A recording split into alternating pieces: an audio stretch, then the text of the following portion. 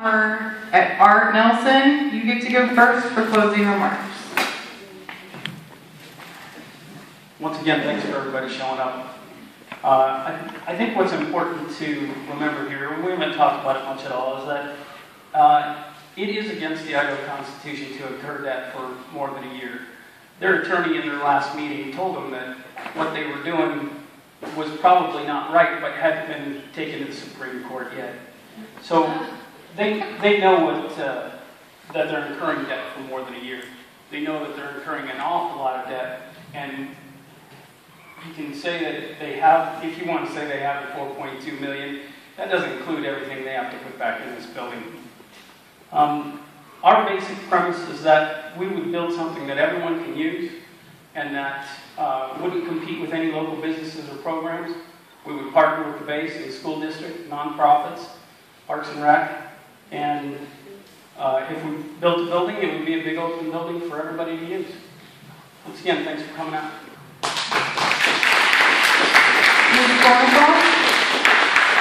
Well, first off, I'm going to say that is not what our attorney said, and I'm pretty sure he's not going to appreciate that misquote at all. I would also like to share with you statistically what has been proven to happen in communities that there have been YMCAs, that there are healthier kids and families, that they have a positive and safe growth environment where every kid is a kid of promise. There is less crime and less delinquency. There are more high school graduates and college-bound youth. There are less dropouts and less teen pregnancies.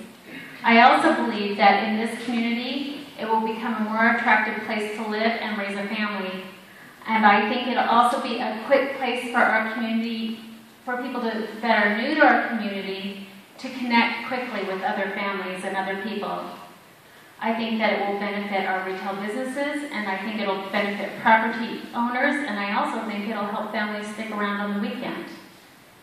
Those are just a few reasons that I think that it's important that we have a YMCA. And let me just say one more thing, because this has been the hardest part, I think, for me, that I have had to realize that if 100% people agreed on everything, and if we had to wait till 100% of us agreed on everything, nothing would absolutely ever happen, not here in Mountain Home and not anywhere else.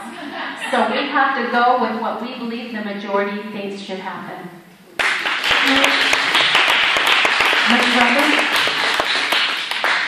Thank you for your time this evening.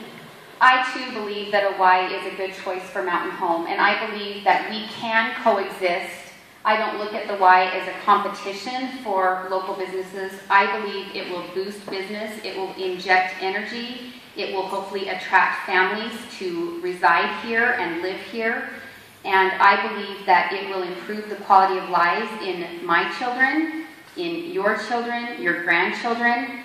I believe it will make Mountain Home a better place to be. And I'm excited to be a part of this, and I again appreciate your support.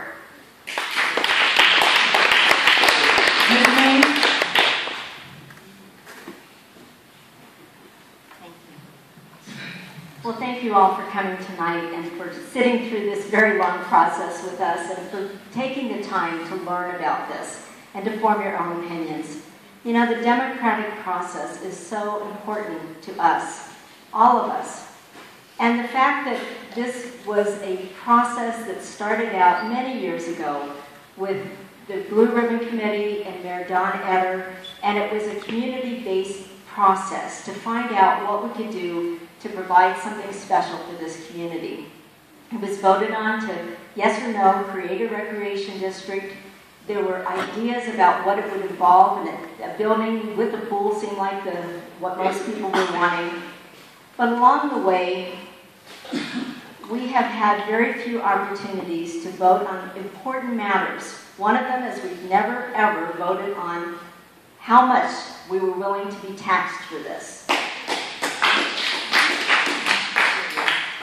And when I hear people saying that, you know, the majority want this, think about it.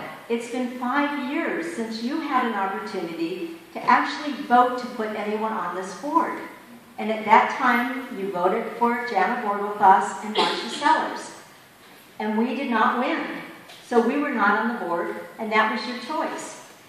It's been 5 years. In the meantime, nobody else has challenged the one seat that was available during that time.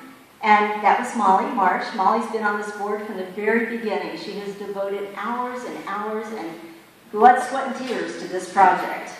And we should thank her for that, and the other board members for what they have done over the years.